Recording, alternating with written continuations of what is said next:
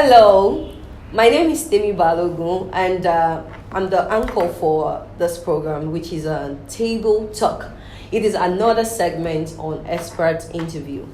I'm so excited about this program. You know why? Because for over 5 years now, we've only been doing interviews with industry leaders, and we've been talking more of career, businesses, and all. But when it comes to table talk, we're trying to actually talk about burning issues and how we can correct it as youths majorly. So, hosting this program means I'm going to be talking with my friends. I'm going to be talking with people that are of the same age grade, or I say bracket. We are all youths, and we are just trying to bring solutions into this burning issue so that we can have a better Africa. So today with me, I have some set of brilliant minds that are doing so well in the tech space. And today we're going to be talking about why is Africa not even a tech-enabled continent already? Why are we not close to that 90%? Why do we still have that, space between Africa continent and the Western world? So I'm going to be introducing my guest, and then we're going to be talking. Just enjoy our discussions. You're going to learn from us, and you're going to be getting a freebies from the team by the time I introduce them. So I'm going to be introducing, the first guest that I'm going to be introducing is Eitayo Ogumola. You're welcome. Eitayo is the founder and CEO of Utiva. You're welcome. And then I have with me Enoch. He is the partnership lead. Thank you very much. Okay, so he is the partnership lead of Utiva, and he's also going to be taking us through talent-driven stuffs, and also the policy around tech. Then we have with us Sonia. She is the growth manager of Utiva. You're welcome, Sonia. I'm really very happy to have you guys here. You know why? Because the vibes you bring is kind of, it makes me happy. Like, it's not like the other, like trying to learn and learn. This one, we are discussing, we are ironing it out. Oh, absolutely. Where are the grey heads? Let's iron it out. Absolutely. And then let's make life easier. So now, Africa. You know, we have over, I think it's over 30 countries in Africa, and Nigeria, where we are opportune to be, is one of the, we are leading actually, though we might have some grey heads or whatever, but we're doing well in the tech space, in the in a lot of sectors, even entertainment. Yeah. We're doing well. Yeah, we are. So now, but why is it that we have not gotten to that stage of, as a continent, why have we not gotten to that stage of we saying we are closing the digital divide, that the gap between us and the likes of the United States? Why is it that we have not really closed that gap very well? So before you answer that question, I want to say, can you paint a scenario? And my question is going to you, Eno. Can you paint a scenario of how the African continent will be in 5 years if we don't close this gap? Okay.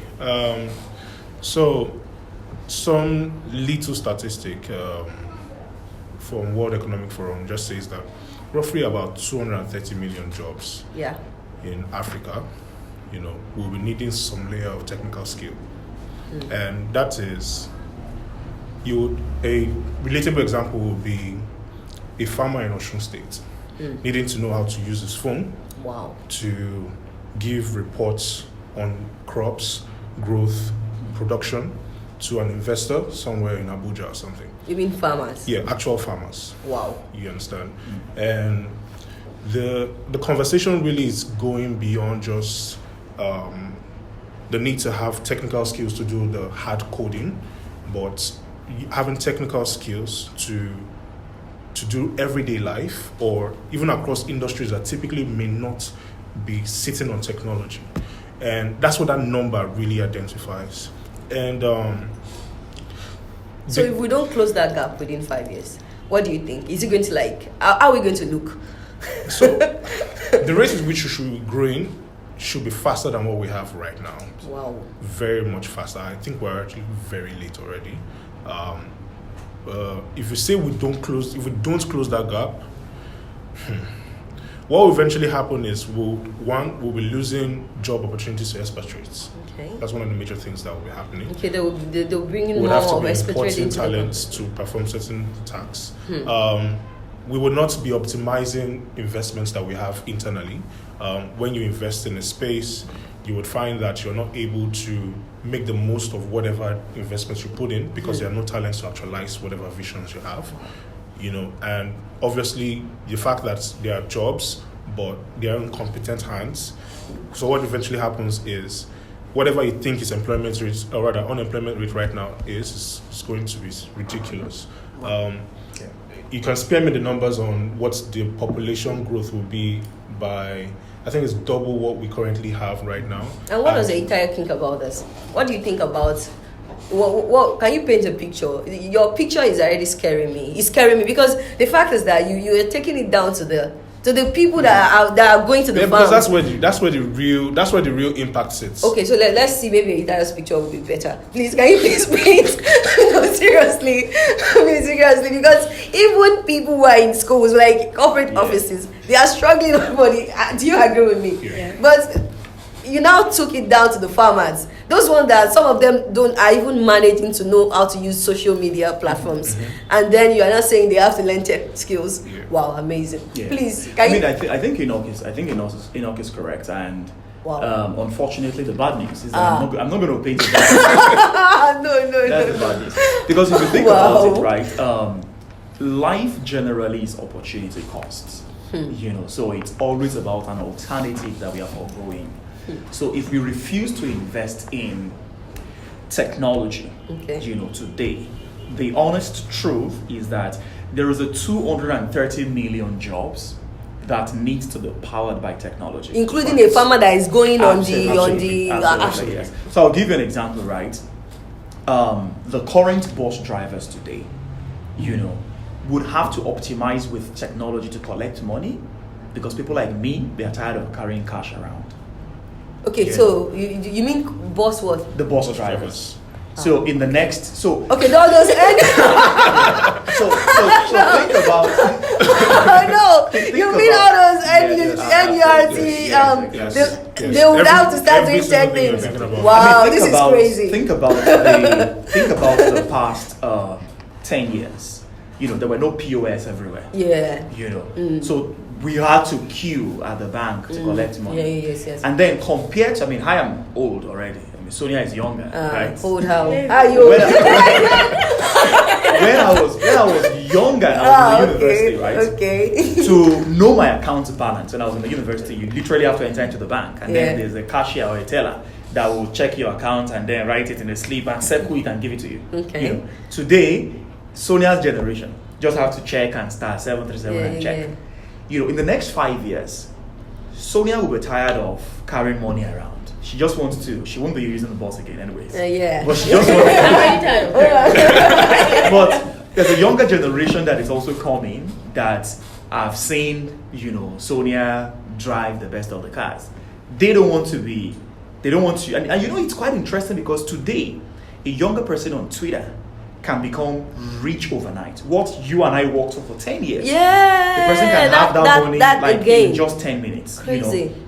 So we need to optimize with technology and make sure that as a continent, we are intentional about creating, an ecosystem that is friendly. Because that you don't does not take away the fact that 230 million jobs or thereabouts would have to be tech, driven, And we're talking about technology. We're also talking about the fact that, just like Enoch says, we are already late. We are late to the table. Yeah, true. The interesting thing is that we are late to the table. The food is not finished. Wow. You can still eat.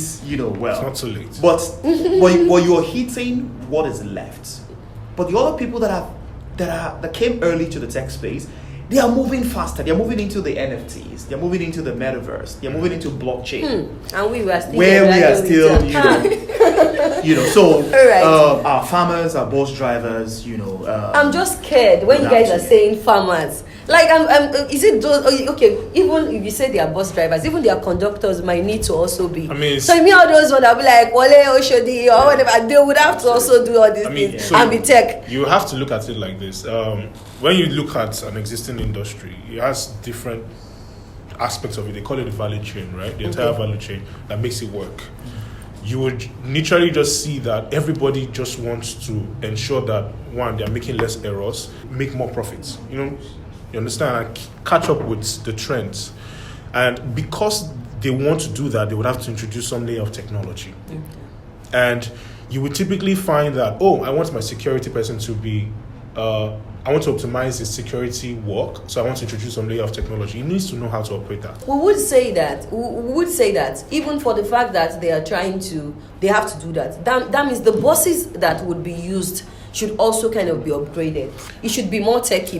Unfortunately, no. The umbrellas that are using POS are not upgraded.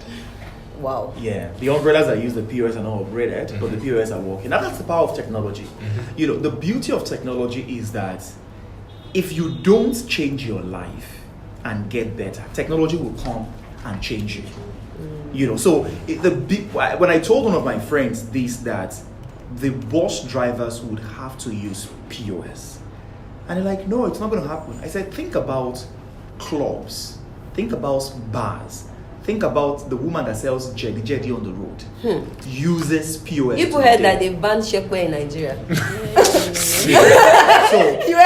So just back to what I'm saying. Yes. The point is, the woman's life, if it doesn't get better, she doesn't go to get better education, what would happen is that technology will simplify itself to meet her where she is. So if you've not heard of LearnAm, right? LearnAm is helping people to learn, the indigenous language. Okay. So the bus driver doesn't have to go to the university to learn how to use POS. Okay. She can actually pick up LearnAm and learn how to use POS in 5 minutes and become better. And that's one of the things that Enoch says. There is a value chain. The power of a value chain is that the guys at the top, once the technology is built, it's built for everyone across the pyramid, and then they can simplify the value offering in such a way that it catches up with you regardless of wherever you are. Because when I was young, when I was 15, the churches didn't have... You're still young, please. Don't stop using when I was young. When I was younger than that, the churches were not collecting tithes and offering through the internet. Yes. Today, churches are collecting offering through, their apps, bank transfers, So even if the churches have not changed, you see that technology has come to catch them. And that's what's going to happen. You would see everyone, collecting money through technology, learning through technology, optimizing through technology. The bosses would have to have, simple apps installed so that the driver doesn't have to scream, Yaba, bus stop, you can already see it that things will get better. And so Sonia, what do you love about technology? What is there not to like? Are you not scared of technology with the way they are painting it? Okay, so I'm going to take us a little bit back. Okay. When you first of all asked what will happen in Africa if we don't get digitalized. Yes, that we don't bridge that gap. I feel like that shouldn't be the question we should be asking, because the truth is right now we're already getting there. We just don't have... We're already getting there. How are we getting there? Because let me paint a picture for you. Right now, we should not be thinking of what will farmers be doing in 5 years' time to start digitalizing themselves. We should be thinking of how do we empower them right now to start that journey. Because for the past 10, 20 years, we've been saying what will happen in 5 years. Yeah, absolutely. And then 5 years is coming right now. Yeah. And then things are not really changing. And then things are not really changing. So we have to start changing that perspective of what happens in 5 years. Let's start talking about what happens now. So you're saying that those farmers now that we want to be we need to, there should be a solution. There should be a solution for them already now. Yes, now. And then they should start implementing those solutions for them. Let's not wait for 5 years. We've been waiting for 20 years, we've been waiting for 30 years, we've been waiting for 5 years for a very long time. So how do you help us like this? Because with the way this whole thing is right now, these people are still a bit backward. Yeah, and I like the perspective that Sonia brought forward, because if you don't measure your successes, you will think that you are absolutely failing. So we should give ourselves kudos that we're actually trying. Absolutely. I mean, think of Paga, right? There was no Paga when I was 15. Today, a farmer in Maiduguri, can actually save money in the bank now. But see, so would I say, was it last week?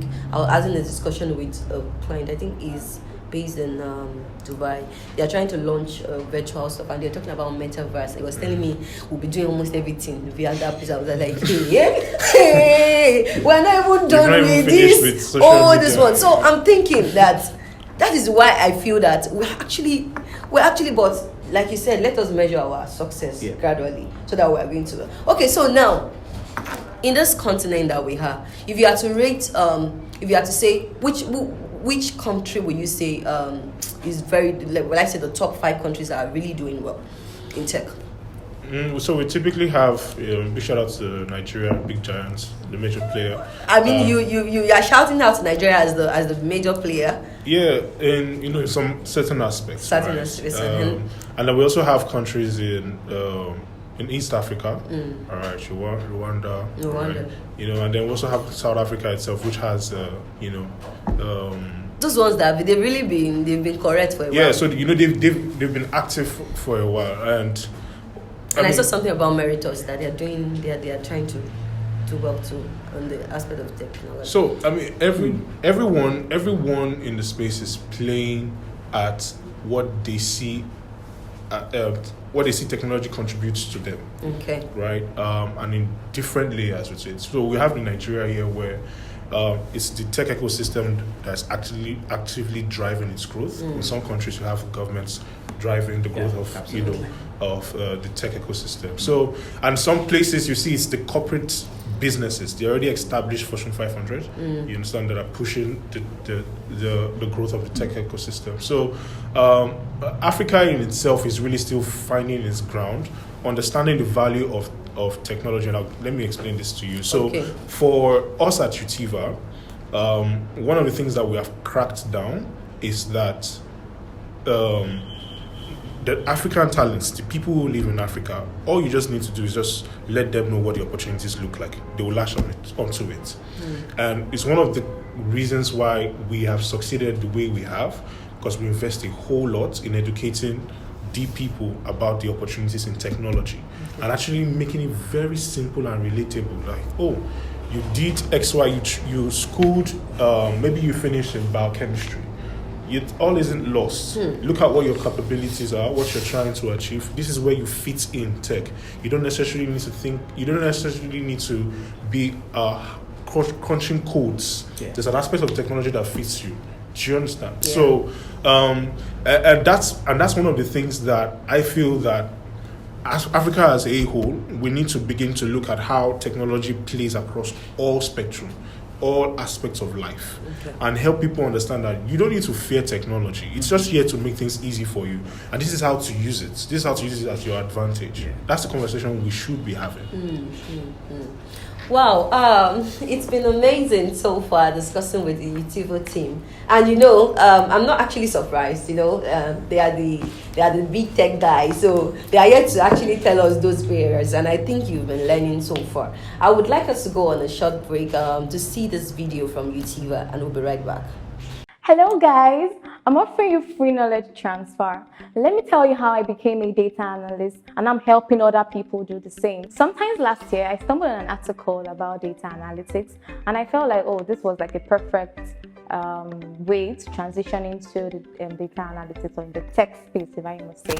So I looked up for schools that were available, and Utiva was all up in my face, a lot of recommendations, and I think that was like the best part of the whole process, because right now I'm a data analyst and it's just in a few months. After my experience with the Data Accelerator program, I made a conscious decision to help other people be like me. So currently, I coach the Utiva Data Science Fellowship program, and the beautiful part of it is that I'm available even after the program to hold your hands until you can stand alone. Even after the program, you get to be a part of the Utiva Data Science community. So to become a data analyst like myself and tell your story in the next few months, click on the link and let's get started. Cheers.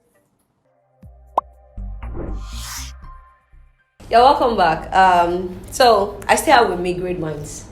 And in case you are just joining us, let me just reintroduce. This is Sonia. She is the growth manager at Utiva, our tech leader. And this is Eitayo Okumola. I think I know that name very well because it sticks. So he's the founder and the CEO of Utiva. And while we have Enoch with us, and he's the partnership lead of Utiva. Pleasure. You guys are doing very well. Yeah, well, thank God. Can I clap for you? Yeah, absolutely.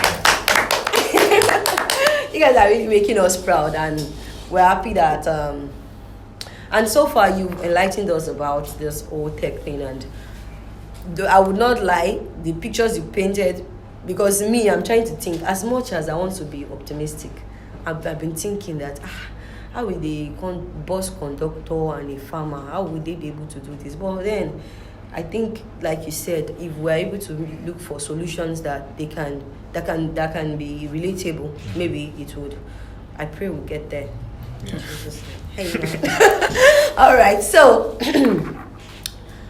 far in the continent, we would be using Nigeria, and which other one that you feel, which other country you still feel you can bring it as? The policies the government policies that helps those tech companies, Yeah.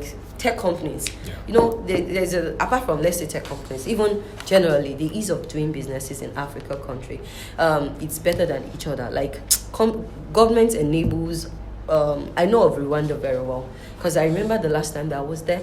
I heard that was what they were saying, and those were entrepreneurs there saying that the starting a business there is not hard at all. In fact, they get support from their government. Even if you're an external body coming to support, the only thing is just that they'll give you some rules, and the rules will be maybe you must employ local, then maybe a particular percentage, that's all. But it's so easy. But the last time I looked into this ease of companies are complaining of, especially this tax and stuff like that. But in the tech world, what are those policies you feel that so far it should just be scrapped for us to be better, in Nigeria, Africa as a whole? And what do you think should be introduced? I'm writing my question to you, and after you, Eitayo, I want to hear the views of both of you on this. Okay, I'll leave scrapping for Eitayo. Why? Whoever has the boldness for like that. You mean the outdated ones could? You don't think I want to speak on the parts that I know I probably will be confident to speak on. Okay. Right. What we should introduce would be, just like we were speaking earlier before we started on set, when you see that there is an opportunity somewhere, I mean, as a government, and there is a need, right? You should invest in it. Ideally, you should. The conversation about how valuable talents are in Nigeria, we've been having this conversation for a while. But I think it's just coming to the site of the ecosystem that tech talent itself is actually of high demand and in serious deficits. All right. So right now, what we should be talking about should be how we can create a system that allows people to get educated or get equipped with the relevant skills, all right, with the lowest barrier possible. That's the thing. So the barrier in learning, in entering technology right now is very high. Okay. It's too high.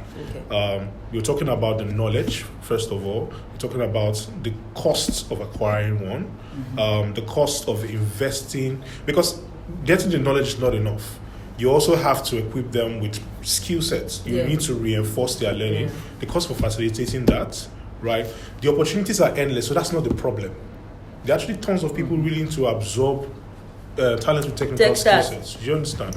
So the conversation right now that we should be having with government is, or rather, which I want to also say that we do have certain governments, certain states that have been working with us and even talking with us actively right now about programs that we can initiate, statewide or within localities. What if we take it to the federal level, to the continent level? Yeah. So we do know about startup bills. The startup bill that the vice president himself is driving actively. That's for Nigeria. Yeah, for Nigeria, and that would typically affect the entire startup space, not just those in tech, right? And the idea is for that to create an environment within the economy that allows startups to thrive, right? So I think that's a plus for the government on that side.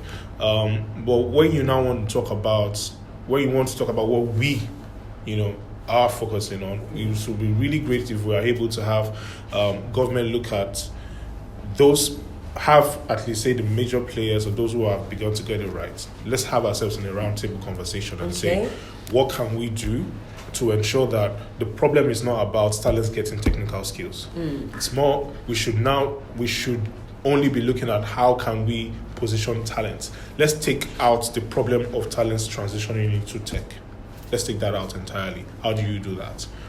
You create programs, all right? You create, say, and Isaiah, you could correct me if I'm wrong. You could create, say, revenue generating structures around investing in talents, and then in turn you're able to tax the income they generate. If because some of these talents eventually get in forex, they bring in forex, right? Because they earn in dollars. Imagine if a state is able to facilitate the trading of, say, 10,000 talents, and about 2,000 of these persons are able to get jobs abroad, remote jobs.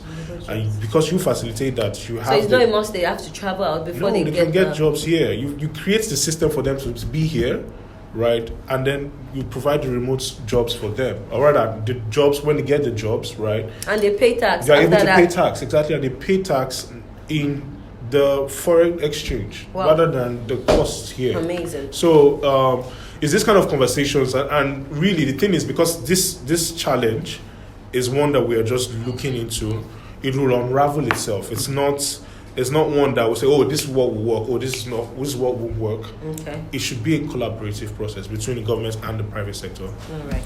So for the crap, he left the scrap one for you. So which one do you feel? Or I don't want you guys giving me this kind of Utiva vibe, kind of synergy. No, give me that scrap. Don't say you are not talking about that too. Please talk about it. Thank you. Yeah, I mean, so let's look at historical records, because if you say that you want to take off the table a particular policy, the first question you should ask yourself is, what is the life cycle of testing a particular policy before you say you want to take it off?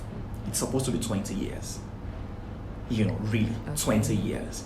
Because when you create a policy, so let's say, for instance, a startup bill passes, it's going to take 20 years to test that bill to see if it's really sustainable. That's quite before long and that's a long, and we don't have the patience. There was a government that came with Sure-P and You Win that provided financing at scale, massive scale, to young people. And don't say you don't know about it, because we are in the same country where we're all collecting that government. No problem. No problem now. I know many people. I have a friend in Mobile, for example, who started in 2015. Started a school in 2015. Now he has almost like 3 different schools. Wow. Big properties. And started with You Win money. Wow. Exactly. Wow. What's wrong with You Win now? You win. So, I'm not hearing anything exactly. Again. So another government came and said, oh, it's not sustainable to just give money, out like that. Let's create a better system where we work with the banks. So another government created what is called the Creative Industry Loan, as against giving the freebies and say, come to Abuja, come to enterprise something and collect 10 million. Created a better structure to say, hey, we're going to work with the bank.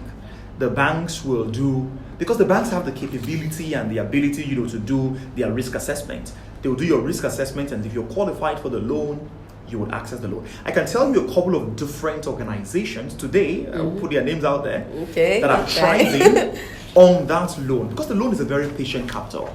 You don't have to pay back for the first 2 years, I guess, at all, and then you're paying back gradually for the next 10 years.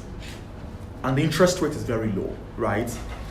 Now, another government might come up and say, hey, that doesn't work again, let's, so the Nigerian ecosystem is still immature. Oh, okay. That's the first thing we need to wake up to the realization. Okay. There are not many tech startups in this country that are mature yet in terms of organizational maturity. What we have are tech startups that grew so fast, raised money, and they haven't, stand the test of time. So tech really, the vibe of the tech ecosystem actually started around 2011. There were tech companies before that time that had already built big companies, but you can't box them in the startup space. Okay. The startup ecosystem in Nigeria really, really started in 2011. The startup ecosystem, many of them. So if you list the top 100 technology companies that you and I admire, I can bet you that none of them started before 2009. So would you say it was then when they were pushing the aspect of self-employment? That was when exactly. So if we say that we need to take off some policies off the table, it's not ripe enough. It's the conversation of on what basis, on the basis of being archaic and not working for the current growth in the tech space. That's what I'm saying. The growth exists at different levels. So it might not work for you because you have not gotten to that level. I'll give you a very interesting example. When the government says, Bitcoin, should be taken off the table. Yeah. Remember that there is an historical record. Many of us that were a little bit older used some systems in the past that became MMM. People lost their money massively. Yeah. And the government is working with a historical record of, hey, people are saving their money on some technology platforms that are not registered. They don't have some level of insurance. How about if they lose their money? Okay. Remember that if you and I lose our money, if we lose our money, who do we go back to again? The government. The government. But even if we go back to them, it's not like they are going to give us money. But the government's job is to protect its people. Okay. That's the first. So do you want to say that the banning of that scrapping of the Bitcoin thing? But so do you want to say it came from the angle of protection? It has to come from the angle of protection, because that's the job of the CBN. So what's the INERA? The INERA is, remember that INERA does not exist in isolation. INERA is backed by an institution that exists, which is the banks. What backs your crypto? It's in the space, in the cloud. So if you and I want to compare ourselves and say, well, they are using it in the US, remember that the US has matured from PayPal. US had matured from, their systems are even far systems are there. We don't have us. it. So you can't jump infrastructure. Yeah. If there are no infrastructures to back your innovation, it will come back to bite you. Yeah. So usually the job of the CBN, right, is to make sure that we need to have the infrastructure that keeps the people safe. Because if people lose their money, it's going to affect at the micro level. If people lose money, people would end up in the hospital. People would commit suicide. And this ultimately is going to be... They were jumping on Third Milan Bridge. What happened then? Yeah. So I don't know if you remember the story of LR, right? Liberty Reserve. That the US government banned. The government's job is to ensure that the people is safe. Okay. And the startup's job is to innovate faster than the government. Yeah. So the first job of the government is to create a decentralized committee, a decentralized system of learning in such a way that the government learns very fast, as the technology ecosystem is also growing. What the government has today, the system of learning of the government today, it's not enough. The NEET is not enough. We need a much more decentralized system. Okay. So the government needs to create a committee for education technology. Government needs to create a committee for fintech, a committee for e-commerce, and different, minor committees that are interacting and interfacing with every innovator. And does this apply to all African countries? I mean, so that's one of the things I wanted to talk about. When you talk about African countries, It's like talking about a child that is in primary school and a child that is in university. The problems differ. Nigeria is a 200 million, country. The economy is not Rwanda. This is not Kenya. This is not Ghana. And apologies to them. Ghana. This is not South Africa. South Africa is a 50 million country. This is a 200 million. It's not just about the numbers. It's what are we doing? It's about the numbers. It's about the numbers. Because it means that you cannot just wake up and roll out a policy for a country that is just 15 million people, and you think that same approach would work for a 200 million people. You have to do a lot of consultation. You spend more time consulting for a country of 200 million people. And that's what is happening to the e-voting system. Because myself and you in Lagos State might say, oh, e-voting works, e-voting is good because we vote now, we see our vote, we can pursue it. But someone in Maiduguri that probably hasn't seen electricity for the past 3 days. Do you agree with what is saying? Do you? It's what it is. Exactly, it's what it is, right? Someone in Maiduguri cannot use that system.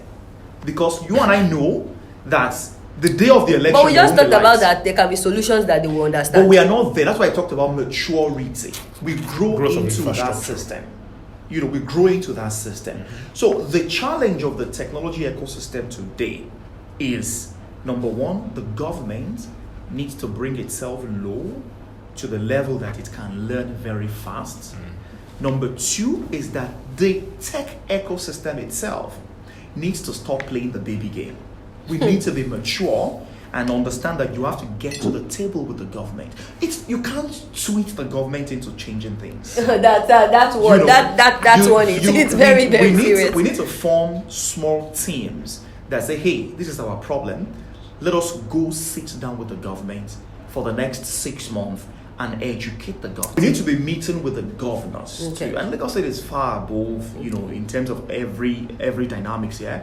We need to be meeting with the government and be educating the government. And talking about what Enoch talked about in terms of everything starts with the people and hence with the people. Innovation does not exist in isolation. It is people that build this innovation, people drive this innovation. And one thing that the government hasn't woken up to yet, which is a crisis, is policies and structures and frameworks that will guide how people learn and how you retain those people in this country. Yeah, that's another thing. Because we are having a very massive... we're talking about how they are traveling out. They will build them and then they will go out. So how do we still use what we are building you to help us, but you are leaving the country and going to a well-developed country? So we will still be in that space. Just like someone once told me that in Ekiti, that they have they say Ekiti State that they are known for, they are very knowledgeable. But all the people that are knowledgeable, they are not there in the state, and that's why the state is like that. So if you guys are building, we in African countries, we are building people and they are leaving us and going to, how do we then get developed? How? I can talk about that quickly. Two things that I know that we need to start to do. We need to incentivize people that are committing to learning. Organizations that are training, organizations that are in the education space, needs to be highly prioritized the same way the previous government prioritized the university system. Let me speak about Nigeria, because that's the country I know. Yes, sir. Nigeria protected the university system with its blood. Such a way that every state has a university. Nigeria protected its university system so much that you could see professors everywhere. They incentivized it. And that's why when you drive to the university, you see the ETF everywhere. Because the government the government created systems to ensure that they collected money from appropriate institutions and fund the university through, a much more, joint ventures to ensure that universities are funded. That same ideology is what they need to use, because the university is broken and there are other institutions and other startups that are fixing the brokenness of the university. So if it's been duplicated that way, the same thing exactly. We would be able to really grow so rapidly. As a core member, for example, as you're getting out, and government is trying a lot here, because if you and I went for NYC, you saw how the government made a lot of noise about you have to learn a skill, you have to do this, exactly. And then you don't know the number of young people that learns soap making, but left the program with a mindset of I can actually be an entrepreneur. Yeah. But maybe not in soap making, but I can be an entrepreneur in other things. Yeah. You know, people who have no business. In fact, I can speak because I have like a very small group of, you know, young people that I'm mentoring that are running small businesses, and all of them started as coppers. Wow. You know, left university, got into a camp. They heard about you can start your business. Okay, I can sell shoes.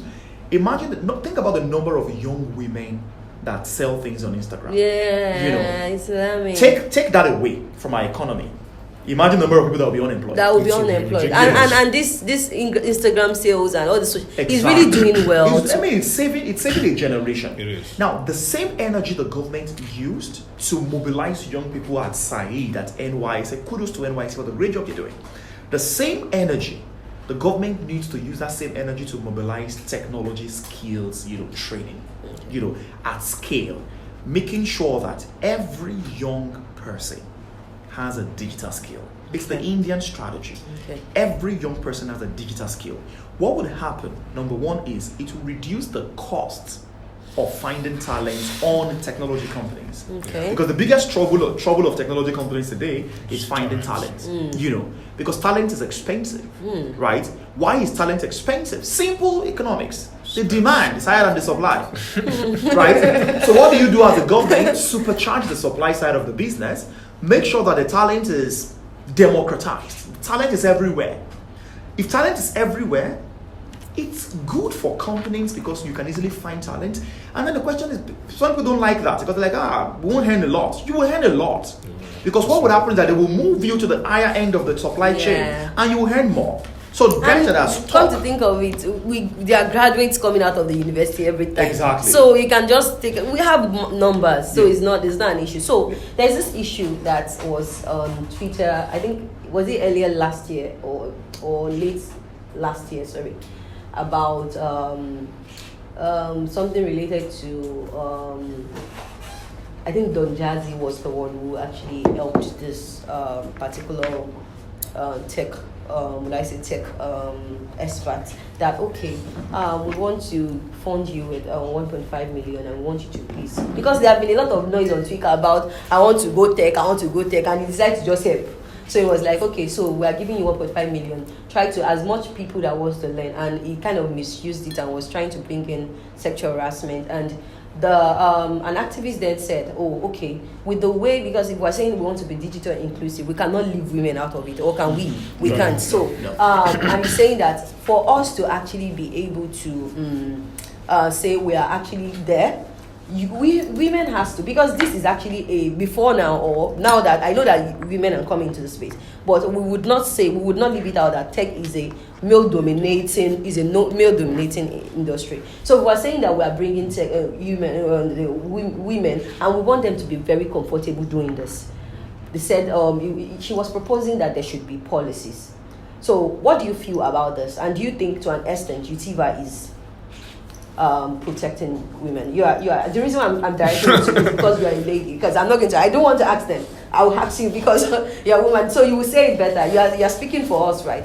So I mean, I always encourage that women right now get into tech, and for reasons being, right now every organization is trying to be more inclusive, and it gives women a higher an edge to get into that space. So imagine I'm a data scientist, I'm a woman, I'm good at what I'm doing, and an organization is trying to hire a data scientist. Automatically, because of the fact that every organization right now is trying to be more inclusive, if there's like a 10, they want to go for the woman, have an edge, right? And it's more like a blessing for women right now, because I feel like, as you said earlier, a lot of women think that this is a male thing. Tech should be left for men. Tech is too complicated. Tech, I'm coming. Tech is too complicated. But then there are different aspects of technology that don't even involve you coding. Because I feel like a lot of women are scared of, I open my computer and I'm seeing the red lines and I'm seeing. What about the Python? When you hear Python, you think it's snake. Yeah, and it's so annoying. So I'm in sales, right? I'm in sales, and I notice that every day, the ratio of men to women I talk to, it's outrageous. Please give us a percentage, please. It's like 5-1. Can you imagine? Right. So awful. Women shouldn't. I think the problem is women are scared that aspect is too. I mean, women like easy way out. I mean, no, what's that? I'm not agreeing with that. Let me not say easy way out. Women feel like, okay, this is a man's thing. Let's just leave it. Let's leave it for the men, for the big boys. We don't want to cheat with the big boys. But at the same time, I mean, there are very great skills out there that women can get into. Women are natural leaders.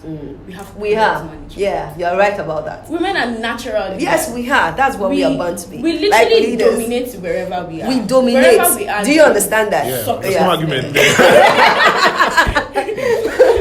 Right. So, and women should start understanding that this space is for them. Okay. There is a space for us. So how do we do it? How do we feel more protected like this? In this kind of, how do we feel more protected? Like what those policies? I know that yes, it was proposed, and I know companies will have. Would you say that to an extent you feel safe working at Utiva as a tech person? I mean, no, you don't need to look at me. I'm not looking at them. Do you know how many women work with Utiva? Okay, like how many? What's the ratio to men? It's 90 to 10. Wow. We have more than almost 20 women, and we don't have up to 10 men. Wow, is that it? It's about 16 to 6. Yeah, we only have 6 men, and we have about 17 to 18 women. 17, 18 So the women are chilling. Interestingly, we just hired about 4 different customer success guys. And only one person is a guy. I think they are all other women here. Wow. And I want to say, because at a large portion of the entire recruitment process, I was actively part of it. There was no prejudice, there was no bias. It was literally on merit only. And they did well. Yeah, and that's how we hired most of the women. We literally just stumbled on the fact that one day we just looked at, oh my God, we actually have more women in the company than men. So it wasn't as though we were. So that means they must be feeling safe. That's the reason why they're there. So what is that policy that you guys are okay? So how do you guys cope? Are like, okay, now we would not say that in Utiva now you people are dominated by women. So let's assume yeah, that's it. Now that we understand that, but still we know that it has been it's been maintained, and now the women are coming into the space. What gives them that comfort that they can see Utiva as their home to actually work with?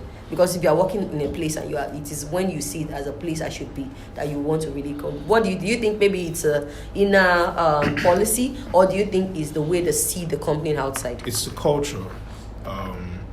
Just like we like to say internally, culture is strategy for breakfast. The culture. Say that again. No, say that again. I didn't get it. Culture will eat strategy for breakfast. Okay. Let's say your strategy is bad, right? If you have a bad culture, whatever plan you have, you want to drive, will fail, right? Internally, we have systems, and the structure that we have allows each and every person to thrive. Okay. You don't join the team if you don't have a problem to solve in the first place, right? So when you're coming into the team, there's already a problem that you. So this is already an expo for you people that want to join. So go ahead. So there's already a problem that you're coming to solve with us, and the reason why you joined it, we brought you to the team is because we know you can solve the problem. So we create the environment that allows you to thrive, right? Everything you will need in terms of resources is given to you. Yeah. And then we run a very interesting structure, run a flat structure. Okay. We don't not run a hierarchical structure where we could easily just reach out to Itayo and have a conversation with him. I'm like, the boss. Like, it's not like, let's go and knock on the boss. No, there's nobody being worship whatsoever.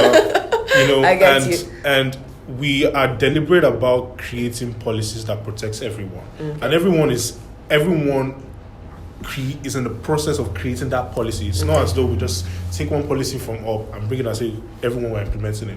We have an open room, we discuss. Oh, okay, this is what the reality is. And interestingly, it's just like you're saying, to give an example of how deliberate we are about inclusion for every staff. This was this week that the ladies themselves were the ones who actually raised up and said, hey, we don't actually have men inclusion in our sorry. Can you imagine? They actually did that to voice out and say, hey, we do a lot of certain things, and because our numbers are more, we're having more women driving certain things within the company. Wow. So we need to actually actively talk about men inclusion in this company, and that's how open we are, and it's just the way the culture should be, to allow everyone thrive. And that's what we practice internally with us. Wow. I'm so amazed that before now I've been in love with you guys, but now I'm loving you people more. And you say you're not my friend. Remember when we said, are you my friend now? Yeah. All right. So let's go on a short break. We'll be right back.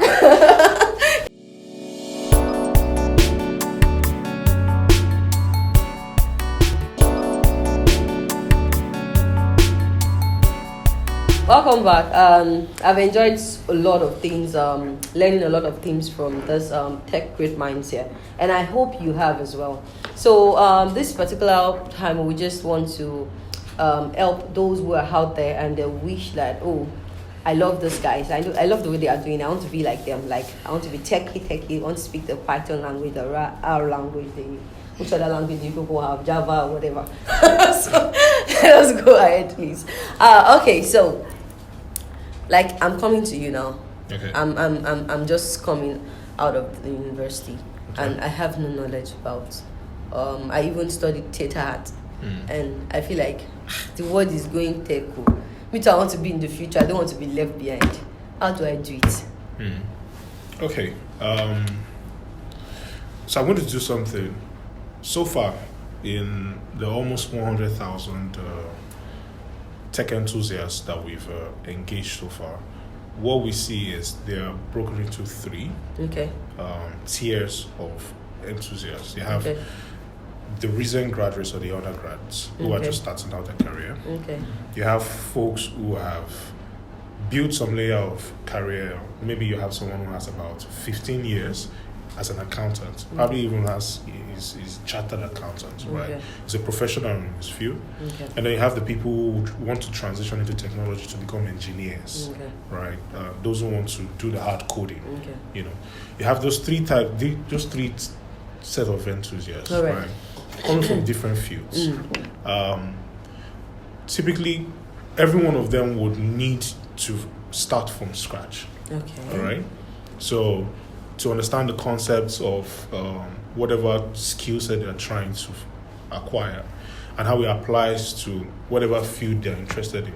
Right now, we have... So they need an interest. They need to have an interest. Oh, absolutely. Absolutely. We're greatly, right now, we're at the point where it's no longer a conversation of the only abundant technical skill set that you can get is being a software developer, right? Right now, we're at the point where you can look at your industry and say, these are skill sets that are needed in my industry and I can acquire those skill sets, right? So the first thing that you need to do, right, first of all, you need to acquire the knowledge, which is very, very fundamental. You need to be aware of, you need to have structured knowledge, which is an important thing. I need to say that because some people will think that you can just go to YouTube and watch a portrait of videos and then you know about this. That's you may even put you on a bad side of your start, as against even helping you get started. You need to go to a system that gives you what you need at the time of your start. So do you have programs for transitioning? So we have what we call the Incubator Programs. Okay. So we have the Incubator Programs. These are programs that are designed to help people who want to get a good start. And typically these people who would be in this kind of programs would be, say, the recent graduates. All right. Whatever people coming from a different background too. Whatever industry you're coming from. I mean, we've had, just like you mentioned, folks from theater arts, biochemistry, medicine, engineering, whatever field that you think you. And if they want to get on that program, what do they need to do? You can just visit us at utiva.io. All right, or in any of our social media platforms, LinkedIn, Twitter, Instagram. If they send a message, there's someone there to definitely ready to respond to you. And then interestingly, we host what we call consultation sessions every day. Every day free? In the evening. Absolutely free. We are on a call trying to answer questions about how can you as an individual transitioning to technology. What time so that people can join? So, just like I said, it's just very simple. If you reach out to anyone on the social media platform, and then you can the person will provide you with the link to register. Okay, and all then right. you'll be Well, invited that to makes join it sessions. easier. It easier. So, have you guys? I know you have something special for us, gifts. Yeah. So for people that really want to come, because I know that there are a lot of people. That is the trend now. Everybody wants to come, even those that are studying geology.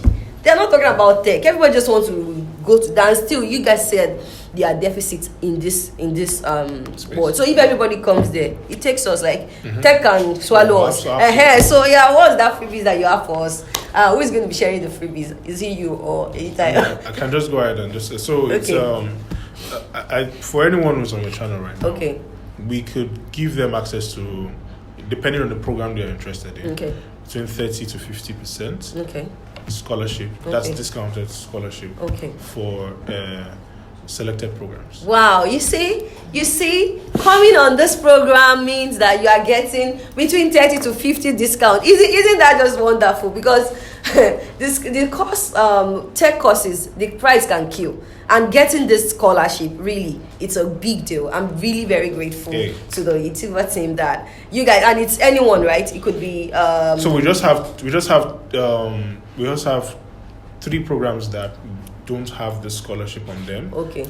For reasons being because they are already really discounted, and that's one of the things that we do. We lower the price of our program very much. Okay. So that's just the programming course as software.